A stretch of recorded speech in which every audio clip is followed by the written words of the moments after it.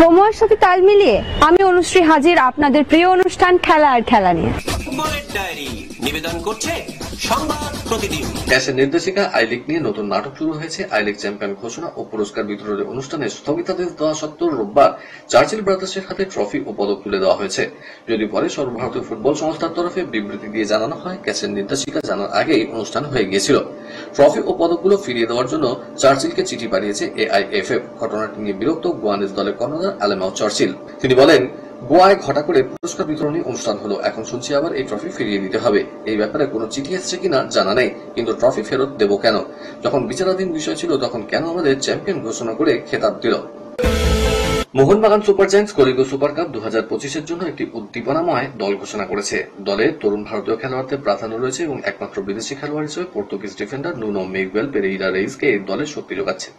প্রতিভা ও অভিজ্ঞতার এই মিশ্রণ নিয়ে মেরিনাসরা এই টুর্নামেন্টে দীর্ঘ পথ পাড়ি দেওয়ার স্বপ্ন দেখছে। কলকাতার এই ক্লাব চার্চিল ব্রাদার্সের রাউন্ড অফ 16 ম্যাচ থেকে সরে দাঁড়ানোর কারণে সরাসরি কোয়ার্টার ফাইনালে জায়গা করে নিয়েছিল। দল গঠন প্রকাশ করে মোহনবাগানের কৌশলগত পরিবর্তন, তারা মাত্র একজন বিদেশি খেলোয়াড়দের উপর নির্ভর করে ভারতীয় প্রতিভার গভীরতাকে কাজে লাগাচ্ছে। সাহাল আব্দুল সামাদ এবং মোহাম্মদ আশিক কুরনিয়ানের মতো তারকারা আক্রমণের সৃজনশীলতা এবং গতি নিয়ে আসছেন। রক্ষণ ভাগে শক্ত ভিত করছেন। মিডফিল্ডে গ্লান মার্টিন্স এবং দীপক তাংরি দলের গতিশীলতার কেন্দ্রবিন্দু হয়েছেন। একজন মাত্র বিদেশি খেলোয়াড়ের উপস্থিতি মোহনবাগানের দৃষ্টিভঙ্গি পরিষ্কার করে, তারা দেশীয় প্রতিভা এবং কৌশলগত শৃঙ্খলার উপরেই জোর দিচ্ছে। ক্রিকেটের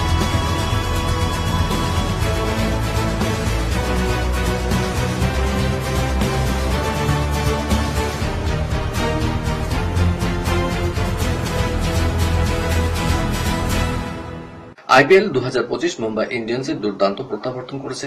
প্রথম 5টি ম্যাচে মাত্র একটিতে জয় পেয়েছিল হার্দিক পান্ডিয়ার দল। একেবারে হতাশজনক অবস্থায় ছিল গোটা দল, কিন্তু তারপর প্রত্যাঘাত শুরু করেছে MI। 5 বারের চ্যাম্পিয়নরা দারুণভাবে ঘুরে দাঁড়িয়ে পরপর 5টা ম্যাচ জিতে এখন প্লে অফের অন্যতম দাবিদার হয়ে উঠেছে। ওয়াংখেড়ে স্টেডিয়ামে লখনৌ সুপার জায়ান্টসকে কার্যত একতরফা ম্যাচে 54 রানে হারিয়ে জয়ের ধারা অব্যাহত রেখেছে মুম্বাই।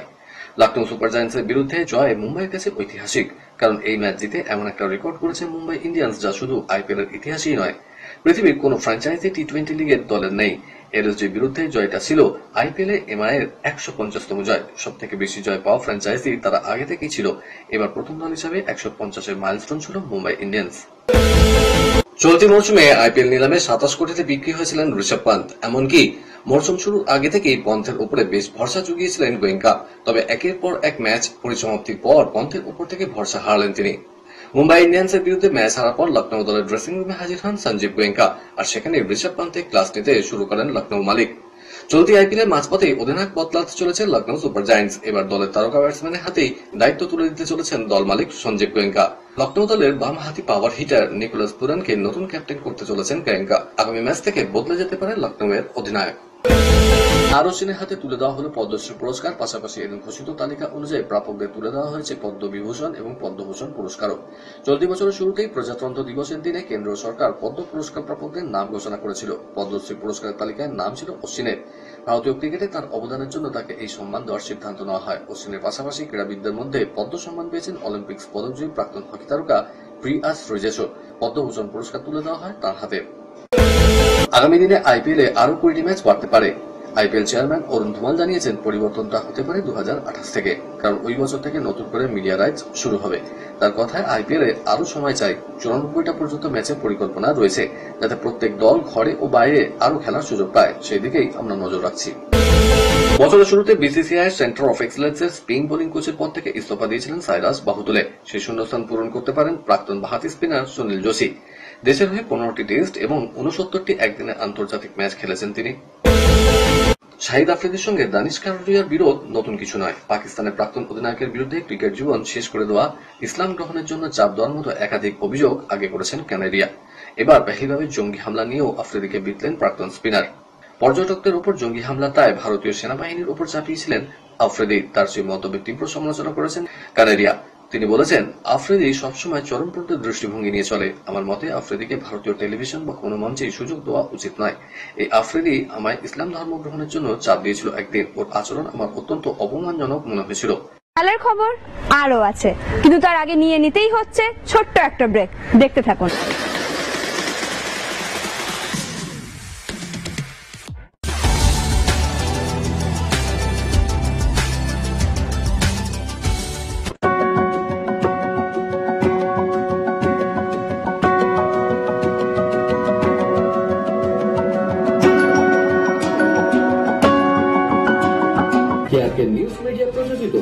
সাপ্তাহিক বিনোদন অনুষ্ঠান বিনোদন.com দেখুন প্রতি শনিবার ঠিক রাত 10:25 আপনাদের প্রিয় চ্যানেল ভিশনে।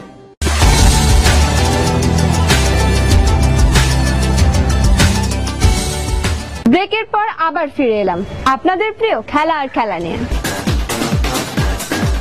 বিদেশের ডায়েরি। একসময় সতীর্থ হলেও এই মুহূর্তে তারা একে অপরের প্রতিদ্বন্দ্বী। কথা হচ্ছে লুই এনরিকে ও মিকেল আর্তেতার।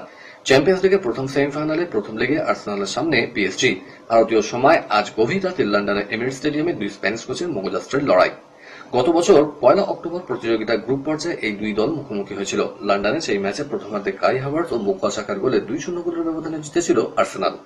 প্রি কোয়ার্টারে পিএসভি ও কোয়ার্টারে রিয়াল মাদ্রিদকে হারিয়ে শীর্ষ স্তরে জায়গা করে নিয়েছে আর্তেতা দল। সমস্ত প্রতিযোগিতা মিলিয়ে শেষ 12 ম্যাচে তারা অপরাজিত। নির্বাচিত থাকায় প্রথম পর্বে খেলতে পারবে না আর্সেনালের মাঝমাঠের চালিকা শক্তি থমাস পার্টে। তার জায়গায় খেলতে পারেন মিকেল ম্যারিনো। চোটের কারণে হাতে সেন্টার ফরওয়ার্ড না থাকলেও বুকায়ো সাকা, গ্যাব্রিয়েল মার্টিনেলিরা সেই অভাব মিটিয়েছেন। অন্যদিকে লিভারপুল ও অ্যাস্টন ভিলাকে হারিয়ে সেমিফাইনালে উঠেছে পিএসজি। আর্সেনালের কাছে হারের পর তাদের পারফরম্যান্সের গ্রাফ ঊর্ধ্বগামী। 6 ম্যাচে হাত থাকতেই তারা ফরাসি লিগেও চ্যাম্পিয়ন হয়েছে। ঘরোয়া লিগে টানা 30 ম্যাচে অপরাজিত। রিয়াল মাদ্রিদের হয়ে চলতি মরশুম ভালো যাচ্ছে না কার্লো আনচেলত্তির। এখনো পর্যন্ত দলকে কোনো ট্রফি জেতাতে পারেননি তিনি। Champions league, Spanish super cup, Copa del রে হাতছাড়া হয়েছে। লা লিগা জয়ের সম্ভাবনাও কম। যদিও সেই আনচেলত্তির উপরেই ভরসা রয়েছে ব্রাজিলের। 2026 সালে ফুটবল বিশ্বকাপের কথা মাথায় রেখে নতুন কোচ নিয়োগ করতে চাইছে ব্রাজিল। আনচেলত্তিকে দায়িত্ব দিতে চাইছে তারা। 65 বছরের ইতালীয় আনচেলত্তির সঙ্গে কথাবার্তা প্রায় পাকা। 2002 সালে শেষবার ফুটবল বিশ্বকাপ জিতেছিল ব্রাজিল। তারপর থেকে খরা চলছে। গত কয়েকটা বিশ্বকাপে পরিস্থিতি আরো জটিল হয়েছে। এবার এখনো পর্যন্ত বিশ্বকাপের যোগ্যতা অর্জন করতে পারেনি তারা। একের পর এক কোচ বদল হলেও কেউই সেলেকাওদের সাফল্য এনে দিতে পারেননি। তাই বোরখাও আনচেলত্তির উপরেই ভরসা করছে ব্রাজিল। বিরাট কোহলি ঘর্ণী হবেন বলে অভিনয় ছেড়েছেন। 2 সন্তানের মা হয়েছেন। এবার নাকি নিজের দেশের সঙ্গে দূরত্ব বাড়াচ্ছেন আনুশকা শর্মা। এই খবরে বলিউডের যেমন মন খারাপ, খুশি নন অনুরাগীরাও। যে দেশ তাদের পরিচিতি দিল, পেশা জীবনে সাফল্য এনে দিল, সেই দেশ থেকে দূরে সরছেন তারকা দম্পতি। কিন্তু কেন? বিরুস্কার এই সিদ্ধান্তের নেপথ্যে দুটো কারণ উঠে এসছে। বলিউডে অন্দরমহলে চর্চা অনুযায়ী, এক, সাইফ আলী খানের কাণ্ডের পর অনেক তারকা তাদের সন্তানকে সংবাদ মাধ্যম, ছবি শিকারীদের থেকে দূরে রাখার সিদ্ধান্ত নিয়েছেন। যেমন আলিয়া ভাট। তিনি রাহা কাপুরকে আর ছবি শিকারীদের সামনে আনছেন না। অথচ পাপরাজিদের সঙ্গে কাপুর কন্যার যথেষ্ট ভালো সম্পর্ক তৈরি হয়েছিল। আর 2, পেহেলগাঁওয়ের নারকীয় ঘটনা বিরাট অনুষ্কার মনে ছাপ ফেলেছে সম্ভবত। সত্যি কি এই দুটো ঘটনা বিরাট অনুষ্কার নিজের দেশের থেকে দূরে থাকার কারণ? সদ্য মাধুরী দীক্ষিত পডকাস্টে যোগ দিয়েছিলেন তারা। সেখানে কথায় কথায় উঠে আসে বিদেশে তাদের দ্বিতীয় সংসারের কথা। মাধুরীর চিকিৎসক স্বামী শ্রীরাম ডেনেও এই পডকাস্টের সঙ্গে যুক্ত। তিনি পরে সাংবাদিকদের জানান, সন্তানদের নিরাপদ জীবন দিতে এবং নিজেদের ব্যক্তিগত জীবন গোপন রাখতেই বিরুষ্কার এই সিদ্ধান্ত। চলতি মৌসুমে এখনো পর্যন্ত সেভাবে পারফর্ম করতে পারেনি ম্যানচেস্টার সিটি। তবুও তাদের সামনে খেতাব জয়ের সুযোগ রয়েছে। পেপ গুয়ার্ডিওলার দল এফএ কাপের ফাইনালে পৌঁছে গেল। এদিন প্রতিযোগিতার সেমিফাইনালে সিটি 2-0 গোলে হারল নটিংহ্যাম ফরেস্টকে। ওয়েম্বলি স্টেডিয়ামে এদিন শুরু থেকেই প্রতিপক্ষ নটিংহ্যামকে চাপের মধ্যেই ফেলে দিয়েছিল এবং 2 মিনিটের মধ্যে রিগো লুইজের গোলে এগিয়ে যায় তারা। বিরতির পর সিটির হয়ে দ্বিতীয় গোলটি করেন ডিফেন্ডার জোস্কো। এই জয়ের ফলে ম্যান সিটি টানা 3 বার প্রতিযোগিতার ফাইনালে উঠল। ফাইনালে সিটিকে খেলতে হবে ক্রিস্টাল প্যালেসের বিরুদ্ধে। 2023 সালে ম্যান সিটি এফএ কাপে চ্যাম্পিয়ন হয়েছিল। 2024 এর ফাইনালে অবশ্য হারতে হয়েছিল চির প্রতিদ্বন্দ্বী ম্যানচেস্টার ইউনাইটেডের বিরুদ্ধে। পাকিস্তানের প্রাক্তন ক্রিকেটার শাহিদ আফ্রিদি পেহেলগাঁও সন্ত্রাসবাদী হামলার জন্য ভারতীয় সেনাবাহিনীকে দোষারোপ করেছেন। এই ঘটনায় 26 জন পর্যটক নিহত হয়েছিলেন। পাশাপাশি তিনি পেহেলগাঁওয়ে জঙ্গি হামলায় পাকিস্তানের জড়িত থাকার প্রমাণও চেয়েছেন এবং এই ঘটনার সঙ্গে যেভাবে পাকিস্তানকে যুক্ত করা হয়েছে ভারতীয় সংবাদ মাধ্যমে তারও তীব্র সমালোচনা করেছেন। আফ্রিদি বলেছেন, যদি ওখানে পটকাও ফাটে তাতেও পাকিস্তানকে ওরা দায়ী করে। সঙ্গে তিনি যোগ করে বলেছেন, কাশ্মীরে 8 লক্ষ সেনা নিয়ে গঠিত একটি শক্তিশালী সেনাবাহিনী আছে এবং তারপরেও এই ঘটনা ঘটছে। এর অর্থ হলো, তোমরা যদি জনগণকে নিরাপত্তা দিতে না পারো তাহলে তোমরা অদক্ষ এবং অকর্মণ্য। কলকাতার ডায়েরি নিবেদন করছে গুডেস হসপিটাল। নির্বাচন আসন্ন মোহনবাগানে তার আগে ক্লাব সভাপতি টুটু বসুর পদত্যাগ ঘিরে উত্তাল ময়দান। লিখিত বিবৃতি দিয়ে পদ থেকে সরে দাঁড়ান প্রবীণ ক্লাব সভাপতি। তিনি বলেন, ক্লাব নির্বাচন দোরগোড়ায়। কোন কমিটি আসবে তা সদস্যরাই ঠিক করবেন। সেই কাজ আমার পক্ষে করা সম্ভব নয়। সভাপতির চেয়ারে বসে কোন এক পক্ষের হয়ে প্রচারও অসম্ভব। পদের অপব্যবহার করে কখনো কিছু করিনি। এরপরেই নানা জল্পনা শুরু হয় ময়দানে। এমনকি পারিবারিক বিভাজনের সম্ভাবনা উস্কে দিয়েছে এমন সিদ্ধান্ত। নির্বাচনের সচিব দেবাশিস দত্তের চ্যালেঞ্জার সঞ্জয় বসু। ইতিমধ্যেই বিভিন্ন এলাকায় স্ট্র্যাটেজি সাজাতে ব্যস্ত 2 গোষ্ঠী।